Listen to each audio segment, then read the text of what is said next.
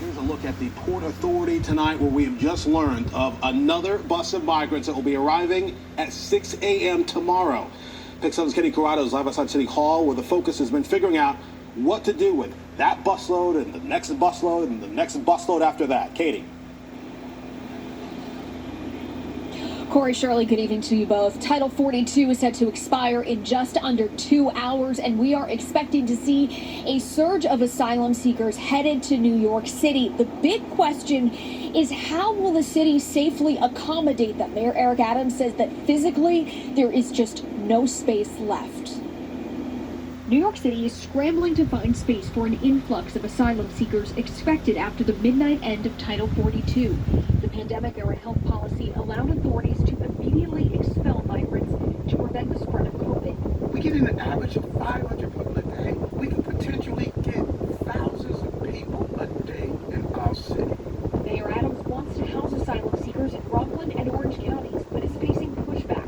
A bus of 2 to 3 dozen single migrant men arrived in Newark Thursday morning, despite Orange County Executive Stephen Newhouse saying he was promised by the state and city that no buses would be sent until further notice.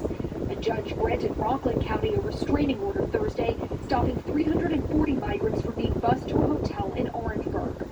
We're paying for it. We only taking volunteers. We are communicating with the officials up there on what we're doing. Alex Rappaport of Soup Kitchen has been helping to feed asylum seekers, sees no problem with housing people in hotels outside of New York City. Their stay, their food, their medical, everything is guaranteed by the city. How can people still complain? Other than, I don't want to see people with brown colored skin on my street. What is the problem? Mayor Adams also temporarily suspended the city's decades-old right to shelter law, which requires providing a bed to anyone who requests one. The city says it's reached its shelter limit. It's a hard decision, but it's the right decision. We don't need to roll back the right to shelter, and we shouldn't. And doing it preemptively before we're really clear how many people are actually coming, I do think is premature.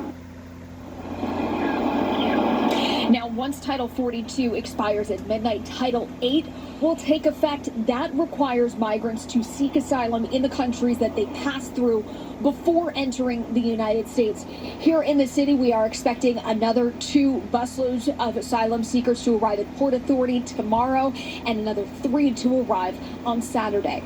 Reporting live outside of City Hall, I'm Katie Corrado, Pix 11 News. All right, Katie mentioning it there. We're talking about 5 busloads arriving at the Port Authority within just days, starting at 6 a.m. tomorrow.